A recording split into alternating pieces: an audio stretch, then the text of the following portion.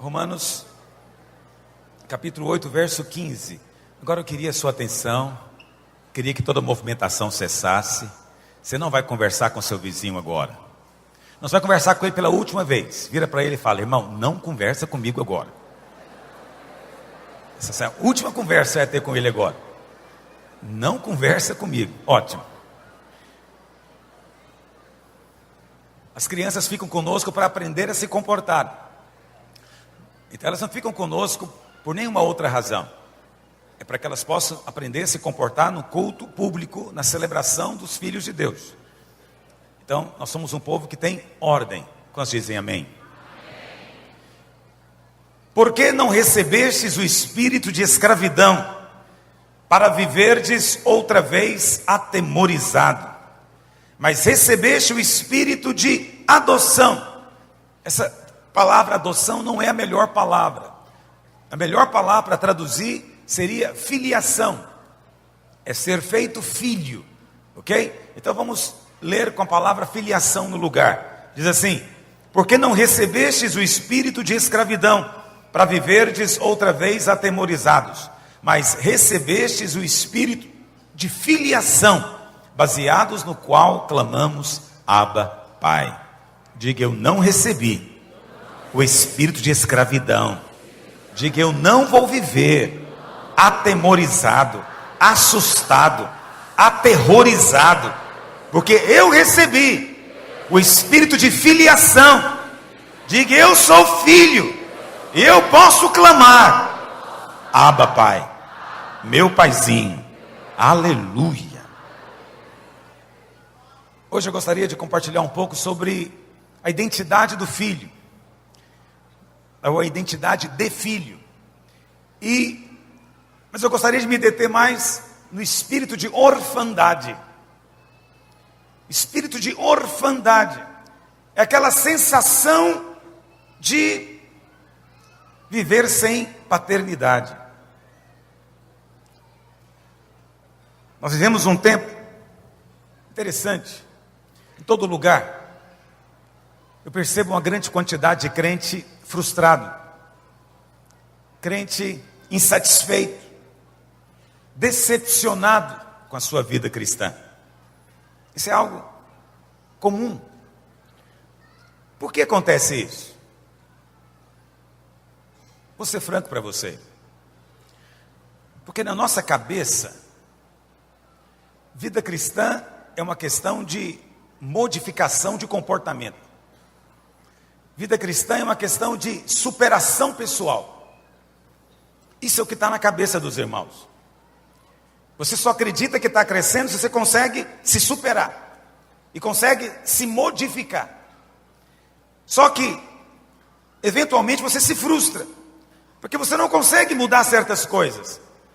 No seu esforço, você não consegue se superar em alguns aspectos, fazer além do que vinha fazendo. E acredite em mim, esse tipo de mentalidade produz muito cansaço. Chega uma hora que você cansa e você começa a pensar: será que é só isso que é ser crente? Será que é isso que é servir a Deus? Ficar o tempo inteiro tentando ser o que eu não consigo, alcançar o que eu não posso, tentando me superar. Muitos estão nessa condição de desânimo. E aí, se nós perguntamos para um pastor, para um líder, o que podemos responder para essas pessoas tão desanimadas?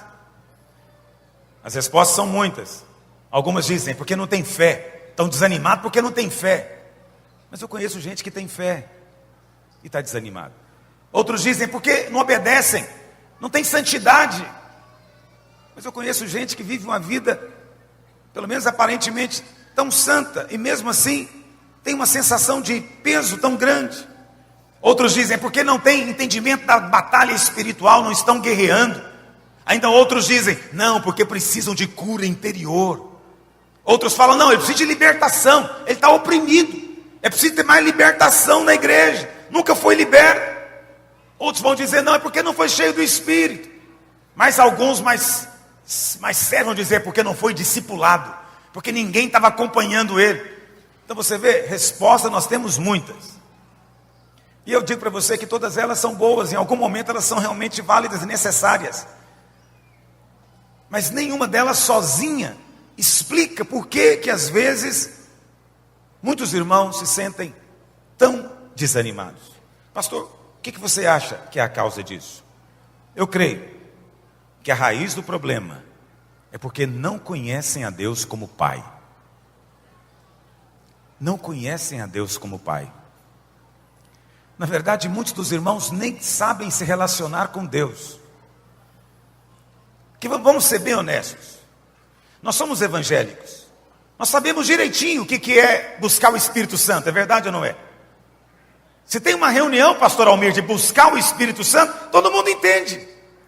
Buscar o poder do Espírito Santo, e todo mundo começa a invocar e começa a clamar. O Espírito Santo vem. Glória a Deus por isso. Mas se fizer uma reunião para buscar o Pai, os irmãos não entendem o que significa isso. Como assim buscar o Pai? Não é buscar o Espírito Santo? Não, o Espírito Santo é o Espírito Santo, o Pai é o Pai. Você não sabe, não existe, você não conhece reuniões para buscar o Pai. Reuniões para se relacionar com o Pai. Ministrações para você entender o Pai. Então, não existe muito disso, porque nossa mente é muito confusa. Não, pastor, mas eu creio em Jesus. Eu creio em Jesus, e se eu creio em Jesus, eu também creio no Pai. Sim, em muitos aspectos é a mesma coisa. Mas existe um aspecto muito específico que não é. Lá em João 14, verso 6, a palavra do Senhor, Jesus diz, não é? Eu sou, ele diz que é o que, meus irmãos? Ele disse que é o que? Ele falou que ele é o destino. Qual que é o destino? O Pai.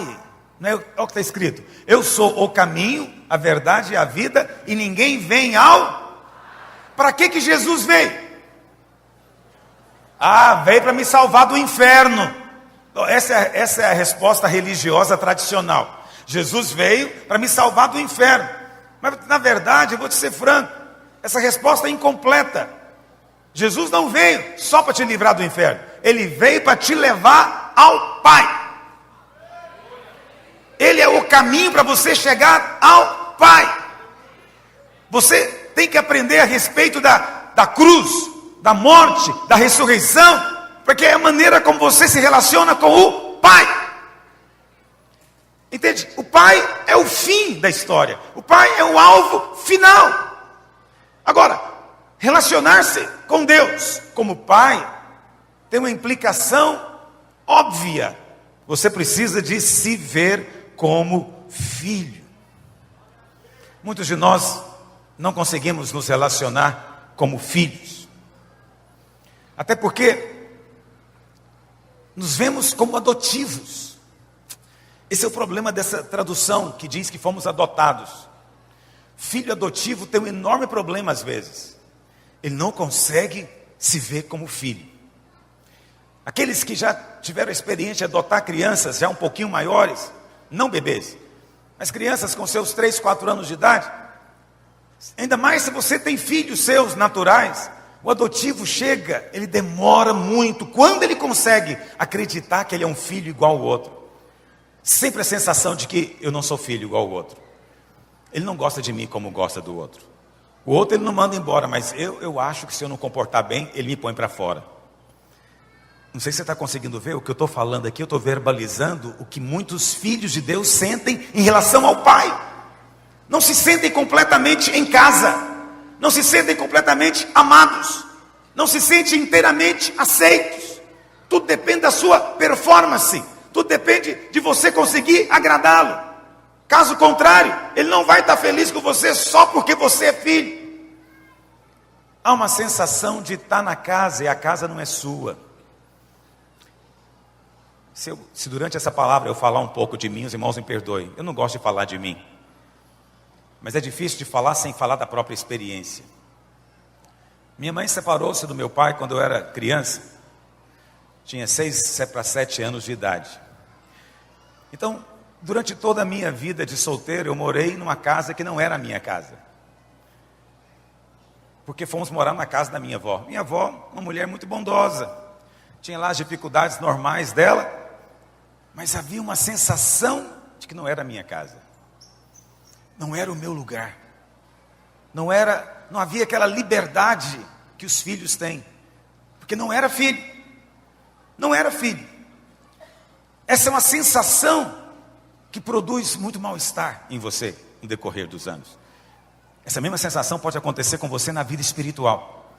É uma sensação constante de que você não conseguiu chegar no ponto do pai estar feliz com você. Do você sentir que pode pedir de maneira ousada para que ele faça algo na sua vida. Jesus veio para nos revelar o Pai. Essa é a missão que ele veio. Até então, nenhum judeu conhecia a Deus como Pai. Jesus revelou o Pai. Hoje, o mundo fala de Deus como Pai. O ímpio fala, Deus é Pai. Nós também chegamos na igreja, ninguém questiona. Isso parece ser uma verdade óbvia em si mesma. Mas poucos de nós temos revelação no coração e nos relacionamos na prática com esse amor. Procure fazer silêncio. Muitos não entendem. Jesus disse lá em João 17: e a vida eterna é essa, que te conheçam a ti. Quem? O Pai. A vida eterna é conhecer o Pai. Mas muitos de nós não investimos nisso, porque nem mesmo entendemos. Nem mesmo entendemos quais são as implicações práticas de ser filho. O diabo quer impedir você de conhecer o Pai. Isso ele quer fazer mesmo, porque ele sabe que um crente que tem a mentalidade de órfão não pode manifestar a vida de Deus. Ele é sempre tímido, inibido. Ele não tem ousadia para coisa alguma, porque a mentalidade de órfão o impede de cumprir o propósito de Deus. Pastor, por que isso acontece muitas vezes conosco? Você sabe por que você tem um pai? Essa é uma das coisas sérias a respeito da vida natural. Deus te deu um pai e uma mãe para que você pudesse entender o que é ter um pai, para que no final você pudesse se relacionar com ele de maneira apropriada. O que o diabo faz? O diabo procura destruir a imagem de pai dentro de nós. Muitos de nós temos uma imagem de pai totalmente distorcida dentro de nós. E aí quando chegamos na vida da igreja e somos convidados a nos relacionar com Deus Pai, nós nos sentimos estranhos, porque não temos uma imagem clara do que significa isso. Você sabe, hoje no Brasil, 1/3 das famílias não tem pai presente. 1/3 das casas é só a mãe. Isso significa que, no mínimo, 1/3 das nossas crianças vão crescer sem a presença de um pai. E nos outros 70% que tem pai, a grande maioria é de pai ausente. É um pai que existe fisicamente, mas não existe afetivamente, não existe psicologicamente, psiquicamente. É alguém que passa uma imagem fora do padrão. Por mais que a gente queira pensar que isso é irrelevante, não é, filho. Grande parte, isso é pesquisa, isso é estatística. 80% dos homens que estão na cadeia não tinham pai. 80%. Os outros 20% devia ter um pai abusador. Não tem pai. A ausência de pai é o drama dessa geração. E quando eu digo para você que a televisão ainda procura destruir o que restou, você acha que às vezes estou sendo dramático. Não estou. Existe um plano, um ardil do inferno para destruir a imagem do pai dentro de nós. Mas não é porque o diabo está preocupado com o seu relacionamento familiar. Ele está preocupado com o seu relacionamento com Deus. Ele quer impedir você de se relacionar com Deus apropriadamente. Falta de pai está associado com marginalidade. Falta de pai está associado com pobreza. O pastor está dizendo que todo mundo que não tem pai está destinado a isso? Claro que não. Não tem esse determinismo.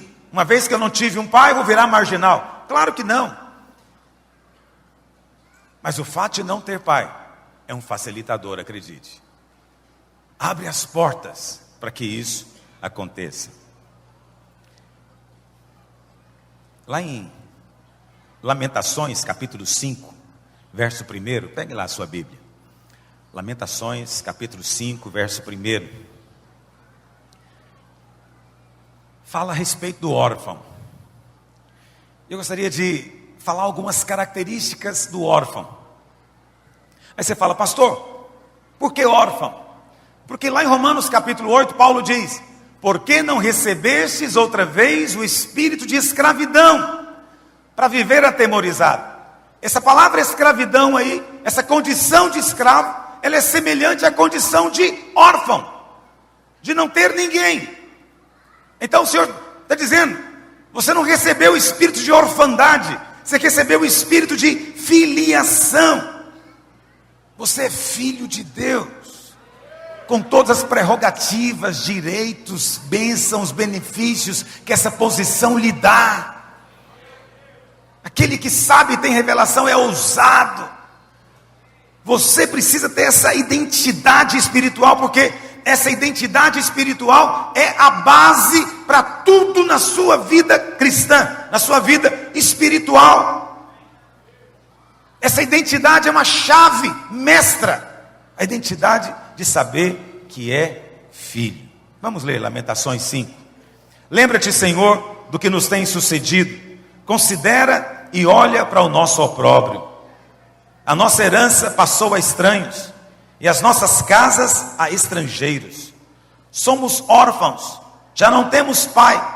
Nossas mães são como viúvas. Nossa água por dinheiro a bebemos, por preço vem a nossa lenha. Os nossos perseguidores estão sobre o nosso pescoço. Estamos exaustos e não temos descanso. Submetemo-nos aos egípcios e aos assírios, para nos fartarem de pão. Nossos pais pecaram e já não existem. Nós é que levamos o castigo das suas iniquidades. Escravos dominam sobre nós, ninguém há que nos livre das suas mãos. Com perigo de nossa vida, providenciamos o nosso pão, por causa da espada e do deserto. Aqui nesse texto nós temos uma descrição da condição do órfão. E essa condição pode ser usada como uma ilustração espiritual para o crente de hoje.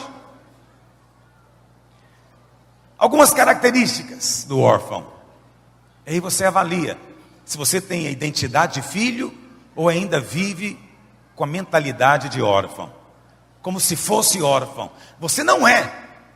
Você não é. O problema é que às vezes nos vemos assim.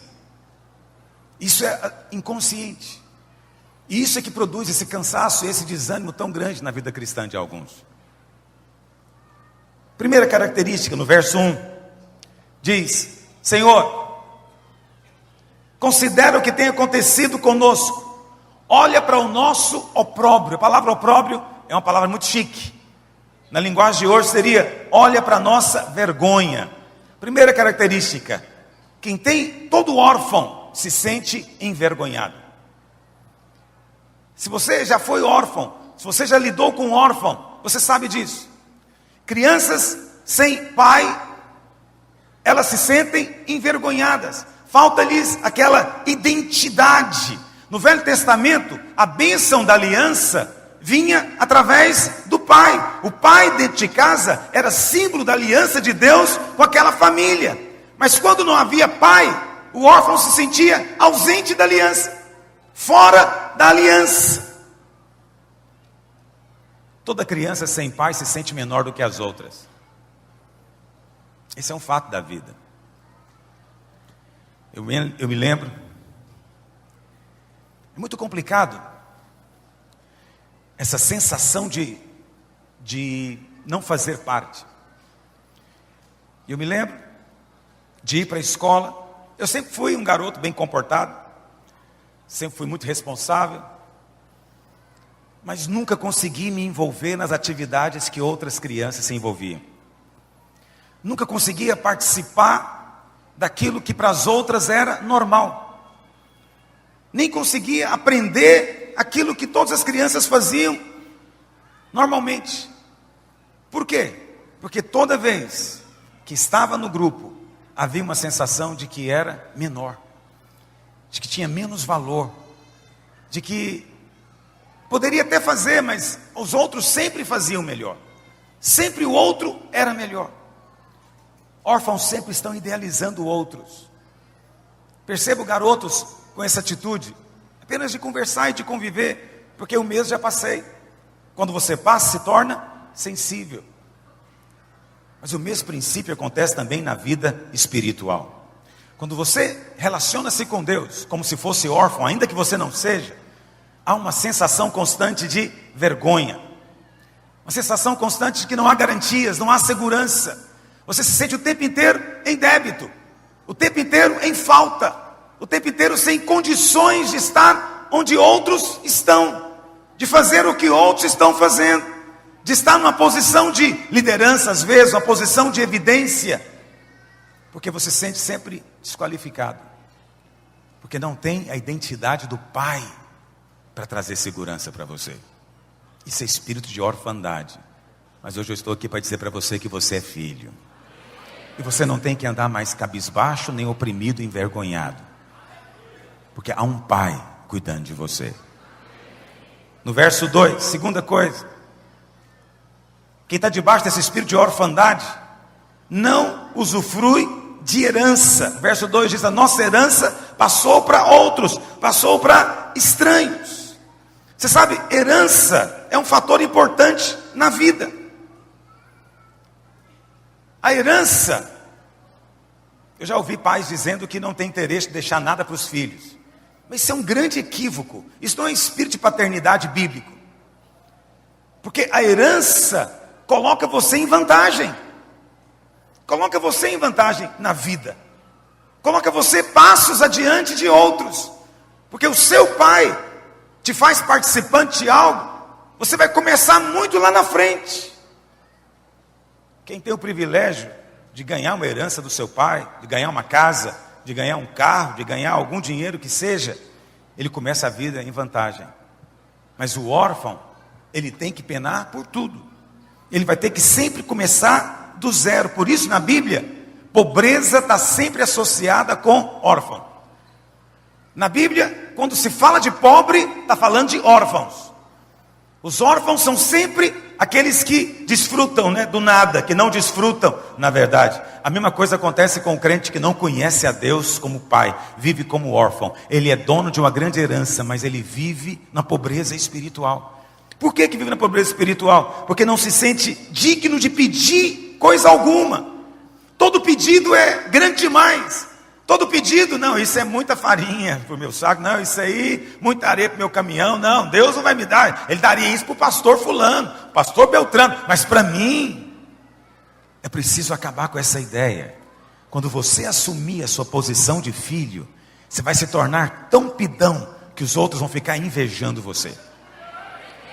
Filhos não têm vergonha de pedir. Aquele que é filho mesmo, pede. Tem um pastor conhecido meu, não é da vinha, e ele teve 4 filhos e criou mais 7 adotivos. Eu respeito muito ele, mas ele dizendo para mim, ele falou que nunca conseguiu que os filhos adotivos tivessem a mesma liberdade e ousadia que os filhos naturais, por mais que ele se esforçasse. Então ele contando que o filho legítimo, o filho natural, vamos dizer assim, o adotivo também é legítimo, mas o filho natural, ele fazia os pedidos mais descabidos. Pai, eu queria ganhar um carro também. Não, você não vai ganhar um carro. Papai não vai comprar um carro para você, nem tem dinheiro para isso agora. Não, usa o seu cartão de crédito, ele me dizia. Sempre porque criança não tem noção dessas coisas. Usa o seu cartão, porque eu quero. E ele me contava e dizia, eu ficava impressionado de ver como ele tinha coragem de pedir para mim. Pedia tudo. Não interessa o que ele via, ele saía apontando. Era um problema aí no supermercado, porque ele saía pegando, queria tudo. Mas aí tinha o outro adotado, às vezes da mesma idade. Não pedia nada. Não pedia nada. Não sentia que tinha direito de pedir. Achava que era um atrevimento pedir. Quantos filhos de Deus estão achando que é atrevimento pedir coisas grandes para o Senhor hoje? Mas não é não, filho. E diferentemente do seu pai, o cartão de crédito de Deus realmente não tem limite. O do seu pai tinha, o de Deus não. O de Deus é infinity mesmo. Alguém me ligou do banco, gerente, falando: pastor, nós queremos dar para você um cartão Infinity. Eu falei: uau, que maravilha. E significa que não vai ter limite o meu cartão? Ela ficou em silêncio um pouquinho e falou assim: bem, não é bem assim. Eu falei: eu posso ir comprar um carro que o banco paga? Ela falou: se o senhor tiver o dinheiro na conta. Eu falei: mas aí não vale. Eu quero um cartão para usar quando eu não tenho dinheiro. Falei para ela. E eu queria que fosse Infinity mesmo, assim, infinito, para eu poder comprar uma casa se eu quisesse. Ela achou graça. E eu achei mais graça ainda do nome. Nesse mundo não tem nada Infinity, mas no mundo espiritual tem. Ah, sim, eu sou filho de Deus. Se eu pedir e não existir, Ele vai criar para mim. Entende? Eu sei que parece uma pregação tão óbvia para novo convertido, mas acredite em mim, essa é a base para tudo na sua vida cristã. É angustiante ver irmãos desanimados, desacorçoados, sentindo a vida cristã pesada, porque não tem motivo para isso. Você foi feito filho. Você pode chegar com ousadia, pode pedir com santa petulância, pedir o que outros não têm coragem de pedir. Quando o diabo te falar que você não é santo o suficiente para ganhar essa bênção, é essa que você tem que começar a pedir. Porque o diabo sabe que Deus quer dar para você, mas Deus só pode dar quando você o honra com fé. Fé em quê? Fé na posição de filho. Fé de que de fato Ele é Pai. Fé de que de fato Jesus é o caminho, e o caminho me levou ao Pai. Eu já entrei no caminho, Cristo é o caminho, eu já fui conduzido ao Pai, então eu já cheguei ao coração do Pai. Eu tenho uma nova identidade, eu tenho um nome, eu tenho uma família. Eu não sou alguém perdido, um acidente cósmico. Não, eu fui gerado no coração de Deus. Deus planejou coisas boas a meu respeito. Se pais humanos sonham coisas boas para os seus filhos, o meu Pai sonha coisas boas para mim também. O meu Pai sonha coisas boas para mim também. E quando eu peço, Ele me dá. Há uma herança reservada para quem é filho, mas quem tem espírito de órfão não desfruta de herança nenhuma. Terceira característica: não tem descanso. No verso 5 diz: os nossos perseguidores estão sobre o nosso pescoço, estamos exaustos, não temos descanso. Quem não tem entendimento que é filho, vive esgotado. Por quê? Porque ele trabalha sozinho. Ele não percebe, ou não tem Deus trabalhando junto com ele. Não tem aquele senso de companheirismo. Isso produz enorme frustração. Todo órfão é inseguro. Órfão não sabe o que vai acontecer amanhã. Todo órfão é ansioso. Não há garantias. Coloque-se no lugar de um órfão. Mesmo esses que não foram adotados. O que você acha que passa pela cabeça deles? Não tem amanhã para eles. Só pode ter o hoje.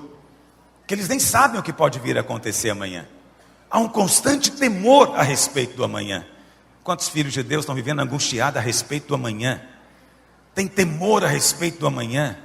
Mas Deus já planejou um amanhã maravilhoso para você. Essa é que é a verdade. Filhos dormem seguros.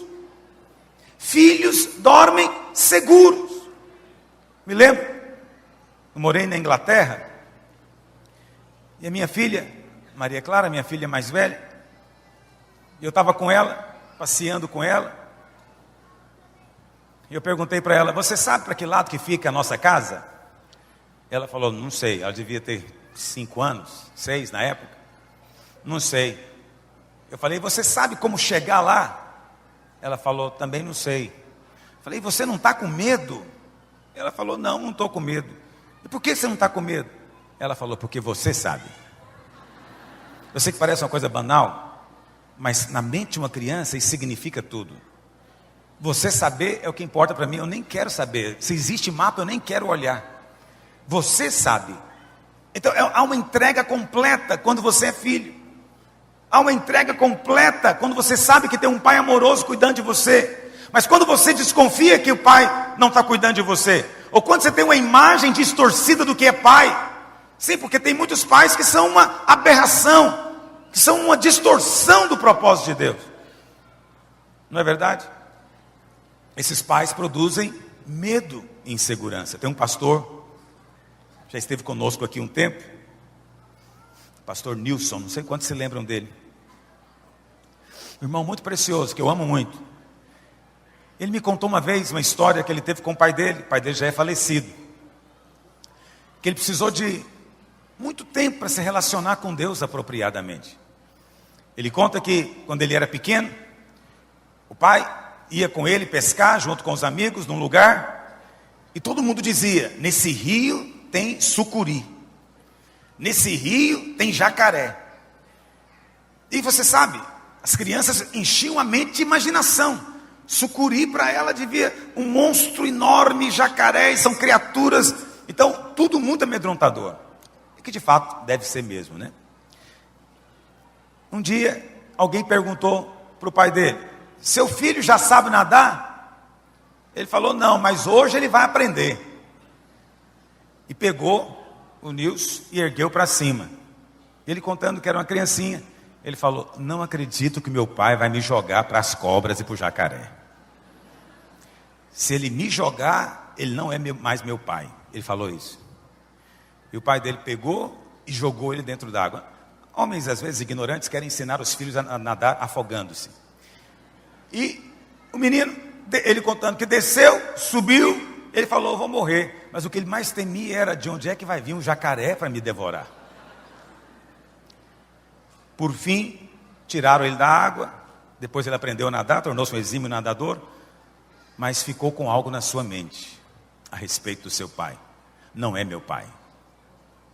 Meu pai me jogou para o jacaré. Meu pai me jogou para a sucuri. Esse é o espírito de órfão. Ele pode vir porque você não tinha pai, ou pode vir porque o seu pai, de alguma maneira, distorceu a imagem de Deus. E aí você se converte. Quando alguém fala: entregue-se nas mãos de Deus, você se assusta. Quando alguém fala: deixa o Senhor te levar, você tem medo, porque você pode pensar que Deus é igual ao seu pai, que jogou você para o jacaré e para a sucuri. Mas Deus não joga você em lugar nenhum. Deus pula junto com você na água. Deus está junto com você. Você não vai se afogar nas mãos dele. Mas muitos de nós ainda vivemos assustados. Assustamos-nos. Ouvimos falar de crise e ficamos assustados. Estão ouvindo dizer que vai aumentar o desemprego. Ficamos em pânico. Por que você está em pânico? Tem um pai que cuida de você. Outros podem não ter lá fora, mas você tem. E ele não vai cuidar de você porque você é bonzinho. Ele não vai cuidar de você porque você é o filho mais exemplar. Ele vai cuidar só porque você é filho. É filho, é filho, é filho. Tem um nome dele, carrega a natureza dele, carrega um gene espiritual. Ele vai cuidar de você. Eu não temo crise. Eu não perco sono por causa de coisa nenhuma desse tipo. E você sabe, quando vem a crise, primeiro que sofre é a igreja. Quando vem desemprego, primeiro que sofre é a igreja. Quando o dinheiro fica curto, o primeiro lugar que ele encurta é no caixa da igreja. Por quê? Você pode até diminuir o restaurante, a lanchonete, diminuir a gasolina do carro, mas você continua porque você precisa. Mas às vezes, quando se trata de ofertar, você corta tudo. E alguém fala: pastor, você não fica assustado com isso? Não fica assustado. Meu pai cuida de mim. Abba cuida de mim. Abba está comigo. Não tenho que temer coisa alguma. Você não tem que temer coisa alguma também. Deixa eu avançar com o nosso tempo. Quarta coisa: o órfão vive como escravo. No verso 8 diz: escravos dominam sobre nós. Lá em Romanos 8, verso 15, Paulo diz: você não recebeu o espírito de escravidão. Escravidão. Quem não se vê como filho, quem não consegue chamar Deus de paizinho, quem não consegue chamar Deus de Abba, Pai, ainda não está debaixo do espírito de filiação, mas está debaixo do espírito de escravidão. Você precisa ser capaz de amorosamente hoje, no dia da ceia, erguer o pão e erguer o cálice e dizer: eu sou filho, eu fui convidado para comer na mesa porque eu sou filho. Eu não sou um convidado para a festa. Não, eu sou membro da família. Alguns podem ser convidados para a festa, mas eu não, eu nasci aqui.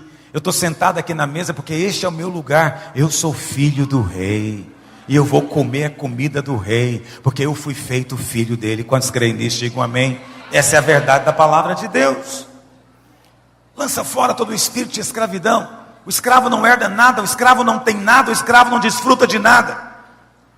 O escravo vive apenas da migalha que lhe é dada.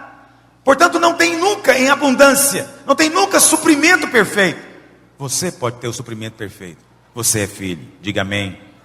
Quinto, se sente desprotegido, com perigo de nossa vida, verso 9. Providenciamos o nosso pão por causa da espada. Órfãos não tem ninguém para defendê-los. Sabe, tem um negócio que me marcou quando eu era criança. Eu vou contar para você. Hoje eu estou falando de mim, né? Agora fez silêncio. Me lembro quando eu era criança. Às vezes na escola acontecia, sempre tinha aqueles meninos maiores, valentões, que batiam na gente. Eu não era da turma dos maiores, eu era da turma que apanhava. Sempre fui do pessoal que apanha. Apanhei igual cão sem dono. Olha para cá. Aí eu me lembro. Mas eu aprendi que é melhor apanhar do que ir embora com medo de apanhar. Acredite em mim. Para o homem é melhor assim.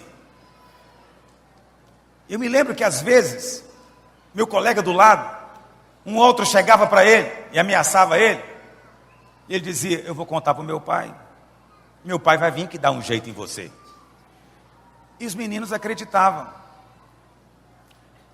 Mas eu ficava olhando aquilo e sempre me dava uma sensação de vazio. Porque eu não podia dizer a mesma coisa. Eu não podia dizer, vou contar para o meu pai, ele vai vir aqui. Porque eu não podia contar para ele. Eu não ia contar para ele. Nada iria acontecer, porque ele não estava na minha casa. Olha para cá.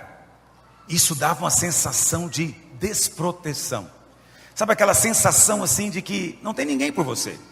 Você mesmo vai ter que resolver suas questões. Você mesmo vai ter que encarar agora os seus desafios. Porque não tem ninguém para eu chegar lá e contar a respeito disso. Eu sei que muitas mães querem ocupar o lugar do pai, porque amam os filhos, querem supri-lo completamente. Mas não tem jeito. Tem uma coisa que mãe não consegue ser pai. Porque não tem a cabeça do pai. E se uma mãe for defender o filho na escola, vai ser a vergonha perpétua para ele. Pai não, pai pode ir. O menino sente orgulho. Meu pai veio conversar com você, o que você falou para mim ontem. O menino sente orgulho. Mas se for a mãe, ele esconde. Minha mãe está aí, meu Deus do céu. E olha que minha mãe, que se eu contasse para ela, ela virava a escola de cabeça para baixo. Você não conhece minha mãe. E eu nunca contei. Porque se eu contasse, o pau quebrava. Mas eu ia morrer de vergonha, porque qual menino quer que a mãe vai lá ajudar ele? O menino quer que o pai vai ajudar. Mas e quando não tem o pai? A sensação de desproteção. A mesma coisa acontece com o crente, que tem espírito de orfandade nele. Sempre se sente desprotegido. Sempre está amedrontado. Sempre amedrontado. Porque não tem ninguém para ele contar a respeito daquilo. Não tem ninguém para ele falar a respeito daquela situação. Porque ele não se sente qualificado para aquilo. No fundo ele acha que ele merece, ele comportou mal. Então o diabo merece oprimi-lo. O diabo tem razão. Eu fiz tanta coisa mesmo, eu errei tanto. Então tá certo, eu tenho que levar chumbo mesmo. Então você nem fala com seu pai. Mas menino não quer saber se ele errou, acertou, não. Ele vai contar para o pai dele. Quem é filho não quer saber se ele está certo ou se está errado. O pai dele é que vai resolver. Isso dá segurança. Só há segurança para quem sabe que tem um pai para cuidar dele. Quantos sabem que tem um pai para cuidar de você? Filho, isso é tão importante. Isso é uma chave espiritual tão necessária. Mas alguns de nós simplesmente ignoramos essas verdades por considerá-las demasiadamente básicas, simples demais. Queria ouvir alguma coisa mais profunda. Não, nós temos que ficar com aquilo que é o fundamento. Essa identidade é que muda a sua vida e estabelece a sua história. Há um pai para proteger e para cuidar de você. Sexto, vive sem propósito. Órfãos não têm propósito. No Salmo 127, verso 3, projeta por favor. Salmo 127, verso 3 diz: herança do Senhor são os filhos, o fruto do ventre seu galardão. Esses filhos são como flechas na mão do guerreiro. Então veja, qual que era a função do arqueiro? A função do arqueiro era polir a flecha, né? Aplainá-la, para que ela ficasse perfeitamente reta, para que quando ela fosse atirada não fizesse nenhuma curva no ar. mas atingisse o alvo perfeitamente. Pais saudáveis fazem isso, lançam os seus filhos, mas órfãos não tem ninguém para lançá-los. Por isso que órfãos raramente realizam algo na vida. Eu desafio você a olhar a história dos grandes homens da história. Procure biografia de grandes homens, veja quantos órfãos houve. Não tem muitos, porque não tem ninguém para tirá-los, não tem ninguém para poli-los. Entendeu o que eu estou dizendo? Deus está polindo você, Deus está retificando a sua vida. Ele vai atirar você e você vai atingir o alvo para a glória de Deus. Nós vamos atingir o alvo para a glória de Deus. Você não está abandonado nem esquecido. Deus está cuidando de você. Esse senso de pertencer é que faz toda a diferença. E por último, o órfão vive sem alegria. Por quê? Resultado de insegurança, resultado de vergonha, cansaço, escravidão, falta de propósito. O resultado disso é tristeza, angústia. Angústia. Então, eu estou te mostrando que o resultado final de todo esse espírito de orfandade é sentar domingo de manhã. Talvez alguém chegou aqui exatamente falando isso consigo. É isso que é a vida cristã? Então é isso. E você fica sentado, vendo louvor, sentado, tentando ouvir alguma coisa, mas há uma angústia dentro de você. Não há um senso de alegria dentro de você, porque você não sente que está em casa, não sente que a herança é sua, não sente que é participante de coisa alguma, não entendeu o coração do Pai, não entendeu a sua identidade, não percebeu que você é filho, você é chamado pelo nome da família, a sua importância é a importância do seu pai, da sua casa, a identidade dele foi transferida para você. Acredite em mim, quando você entende isso, há alegria no seu coração, há alegria diante das circunstâncias, há alegria para fazer o trabalho mais simples, você sente alegria. A alegria não é pelo trabalho em si, a alegria é pelo relacionamento. É pelo relacionamento. Nem há vaidade pelo que fazer, mas há uma alegria de saber: o Pai me usou, o Pai está comigo, o Pai disse que me ama, eu sou realmente querido. Irmãos, eu tenho experimentado na minha vida muitas vezes isso, de Deus mesmo dizer: eu sou seu pai, eu vou cuidar de você. Quantas vezes me senti envergonhado em algumas situações, desprezado. Muitas vezes pessoas não acreditaram em mim. Aliás, essa foi uma característica da minha vida quase sempre. Não acreditam em mim. Eu também não acredito, não. Mas Deus acredita. Deus acredita, e muitas vezes Ele me disse isso: vou fazer para você ver que eu acredito em você. Esses dias, os irmãos sabem que eu estou correndo, né? Estou correndo. E já estou correndo 8 quilômetros. 3 vezes por semana. Mas quase ninguém acredita. Estava compartilhando com o senador Iris Rezende, dizendo para ele que ele corre 6. Falei: senhor sabe, estou correndo agora também, estou correndo 8. Ele me olhou e falou: então você vai correr na minha fazenda para eu ver. Eu falei: incrédulo, não acredita em mim. Não acredita que eu corro. Muitos irmãos não estão acreditando, mas nem eu não acredito. Eu fiquei 50 anos sem correr. Hoje quando eu corro, eu termino, eu falo: gente, eu corri, como é que pode um negócio desse? Sem parar. Estou correndo em 51 minutos. Daqui um dia você vai ver, eu vou correr 21. Eu não preciso do seu amém, não. Vou correr assim mesmo. Olha para cá. Mas você sabe? Não, não precisa te aplaudir, não. Não aplauda isso. Olha para cá. Órfãos, não tem ninguém para acreditar neles. Filhos têm os seus pais. O pai acredita, porque o pai investe. E o pai não desiste. Você tem um pai, ele acredita em você. Eu sei que parece banal, né? Eu estou falando coisa banal, correr. Mas você sabe que sobre isso, porque eu corro orando, minha vida é orar. Eu corro orando, eu ligo meu som, e às vezes eu estou correndo e eu estou orando. Mas teve um dia que eu machuquei. Eu fiquei tão triste, que eu estava indo tão bem. Por algum motivo eu fui dar uma passada, deu uma fisgada, deu uma distensão. Fiquei tão triste, falei, puxa vida, Senhor, queria tanto correr. Você sabe que até nesse momento Deus fala comigo. O Senhor fala porque é pai. Quando é pai, tudo que diz respeito a você é importante para Ele. Eu lembro das minhas filhas. Você sabe, minha vida é uma vida de mulher, cheia de mulheres. Eu tive que aprender tanta coisa de mulher para agradar minhas filhas. Porque quando eu viajava, elas eram pequenininhas, eu tinha que trazer presente para elas. Eu tive que aprender coisa de cabelo. Tive que aprender que tipo de arranjo que era legal para colocar no cabelo, para colocar no braço, para colocar não sei aonde. Porque quando eu viajava, eu tinha que trazer para elas. Mas sabe por que eu fui aprender isso? Não é porque eu tenho algum fascínio especial por adereços femininos.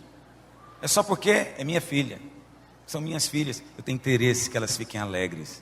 Então eu aprendo para agradá-las. Deus também tem prazer em aprender sobre você.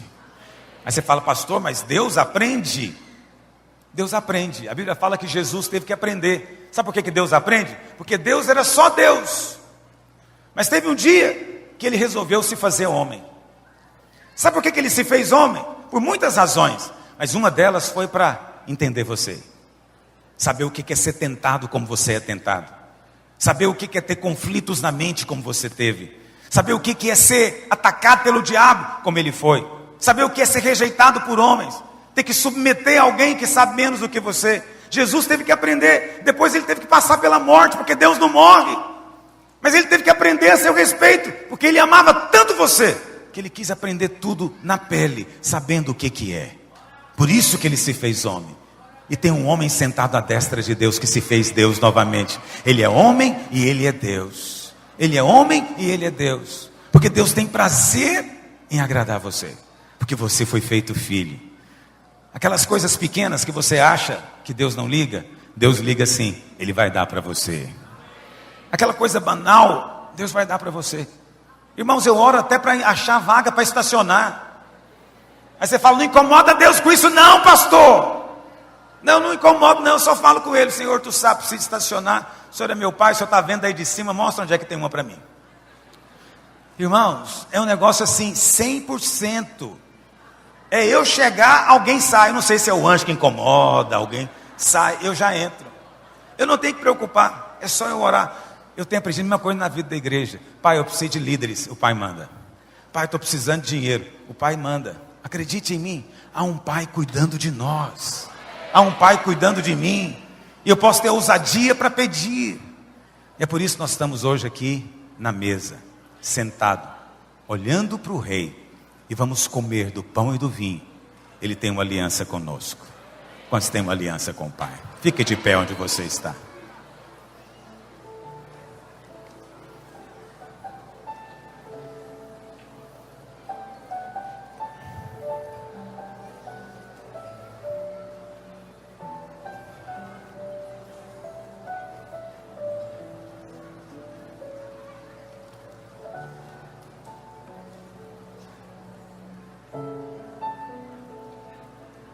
Enquanto os servos se posicionam para servir o pão e o vinho,